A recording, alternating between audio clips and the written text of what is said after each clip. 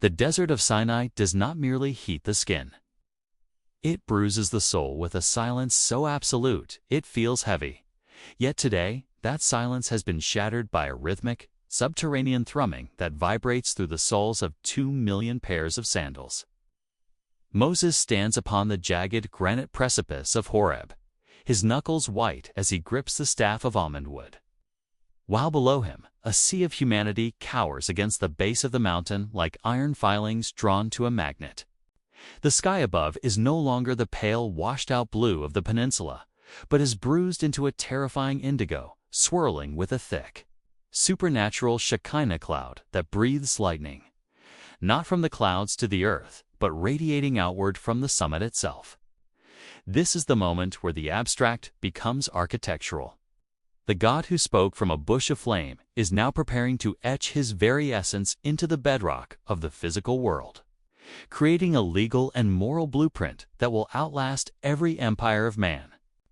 Please note that while this video and its imagery are created by AI to enhance your visual experience and bring these forgotten landscapes to life, the story and the biblical historical accuracy remain true as we use this technology to engage a new generation with the reality of our past. As we witness this terrifying descent of the divine, we must ask, is this merely a foundational myth of a nomadic tribe? Or did the earth truly groan under the weight of a lawgiver? Stay with us, because by the end of this journey, we'll examine a smoking gun discovery, a set of inscriptions found in the most unlikely of places. That suggests the very alphabet we use today was forged in the shadow of this mountain to ensure the Word of God could be read by the common man. Evidence 1. The cultural reality of the suzerainty treaty. Before we can appreciate the thunder of Sinai, we must understand the legal language of the 15th century BC. To the modern ear, the Ten Commandments sound like a list of moral suggestions, but to an Israelite recently escaped from the shadow of the pyramids, the structure of the Decalogue would have been instantly recognizable as a Hittite suzerainty treaty. Archaeologists and ancient Near Eastern scholars have unearthed dozens of these vassal treaties from the late Bronze Age, when a great king, the suzerain, conquered or protected a smaller group, the vassals. They entered into a formal written covenant. This wasn't a handshake deal, it was a cosmic contract. The structure was rigid, a preamble identifying the king, a historical prologue recounting what the king had done for the people, the stipulations, the laws, and finally, the deposit of the text. When God begins with, "I am the Lord your God, who brought you out of Egypt," he is not being poetic. He is following the precise legal protocol of the era. He identifies himself as the suzerain and cites the Exodus as the historical prologue. This deep dive into the legal context reveals something profound. The Bible isn't using a religious language developed centuries later by priests in Jerusalem. It is using the specific, gritty legal framework of the 1400s BC. If the story of the Ten Commandments were a late-date forgery, the writers would have used the treaty formats of the Persian or Hellenistic periods. Instead, Sinai reflects a world that existed precisely when Moses is said to have lived. Moses turns his back on the valley. Each step upward is a battle against the concussive force of the shofar blast, a sound that grows longer and louder, piercing the ears until it is felt in the marrow of the bone. He enters the cloud, and the world of the senses vanishes. There is no more dust, no more complaining of the tribes, only the searing brilliance of a holiness so dense it feels like liquid. Inside this dark brightness, the Creator begins to speak. These aren't just rules. They are the boundaries of reality. To murder is to assault the image giver. To steal is to deny the provider. Moses watches, his eyes shielded by his hand, as the very atmosphere seems to crystallize. The tension is not just in the lightning, but in the weight of the responsibility. This man is carrying the moral DNA of Western civilization. But as he waits for the physical manifestation of these laws, shadow is growing in the camp below, a golden shadow that threatens to sever the covenant before the ink or the stone is even dry. Evidence 2. the Proto-Sinaitic inscriptions. As Moses receives the law, a crucial question arises. How could a group of former slaves, largely illiterate in the complex hieroglyphics of the Egyptian elite, actually read and keep a written law? For decades, critics argued that the Israelites couldn't have written the Torah because the common script didn't exist yet. However, archaeological surveys at Serabit el-Khadim in the Sinai Peninsula have turned this skepticism on its head.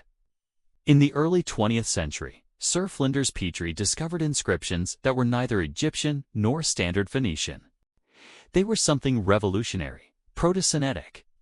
These inscriptions, dating back to the era of the Exodus, show a brilliant simplification. Instead of hundreds of complex characters representing ideas, hieroglyphs, these people took a few Egyptian signs and used them to represent sounds, the first alphabet. This isn't just a linguistic curiosity. It is a mid-level proof of the biblical narrative's middle act. It shows that in the very region where the Bible places Moses, there was a group of Semitic speakers, slaves, and miners who were developing a way to write that anyone could learn. The Ten Commandments were not intended for a priestly elite to hide in a temple. They were written in an alphabetic script meant to be bound on the foreheads and written on the doorposts of every common household. The archaeology of the Sinai mines confirms that the technology for a people of the book was born at exactly the right time and in exactly the right place. Moses descends. The two tablets, heavy, blue-tinged sapphire or dense granite, glowing with a faint residual light, are cradled in his arms. But the chauffeur of the mountain is replaced by the discordant revelry of the camp. He sees it, the golden calf, a pathetic, gleaming echo of the Egyptian god Apis. The fury that erupts from Moses is not mere temper. It is the holy jealousy of a husband seeing his bride in the arms of another on their wedding night. He flings the tablets down. The 10 words shatter against the rock. It is a moment of total narrative collapse. The covenant is broken before it has even begun. The dust of the golden idol is forced into the water, and the people drink their own sin. Yet, in the aftermath, there is a second ascent, a second carving. This time, the tension is replaced by a profound, weeping mercy. The law is not just about judgment. It is about the God who stays even when his people stray. Evidence 3. The Khirbat Kayafa Ostracon.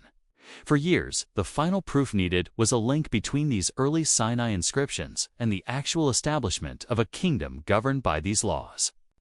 In 2008, at Khirbat Kayafa, an ancient fortress overlooking the Isla Valley, archaeologists found a pottery shard in Ostracon containing 5 lines of text in a transition script between Proto-Sinaitic and Hebrew. When translated, the text doesn't list a king's conquests. It lists moral imperatives. Do not do it, but worship the Lord. Judge the slave and the widow. Protect the poor and the stranger. This is the smoking gun. It is the earliest known Hebrew inscription, and it is a direct application of the 10 Commandments. It proves that by the time of the early Israeli monarchy, the social and moral laws given at Sinai were not just oral traditions. They were the documented governing principles of the land. This artifact bridges the gap between the mythic mountain and the historical kingdom. It shows that the 10 Commandments were a reality on the ground, functioning as a legal constitution that protected the vulnerable, exactly as the Book of Exodus commanded. The story of Sinai ends not with a thunderclap, but with the construction of a tabernacle, a place where the lawgiver could dwell among the lawbreakers. The evidence we have explored today, from the Bronze Age treaty structures to the birth of the alphabet and the moral shards of Khirbat Kayafa, paints a consistent picture. The Bible is not a collection of fables designed to control. It is a meticulously preserved record of a moment when the infinite touched the finite. The 10 Commandments are the bedrock of our justice, the source of our concept of human rights, and the mirror that shows us our need for a mediator. The stones may have been broken, but the truth they carried remains etched into the history of our world. Will you help us share the reality of the Word? If you believe that history and faith are 2 sides of the same coin, please like this video and subscribe to our channel. Your support allows us to continue unearthing the truth and helps the Word of God advance to a new generation.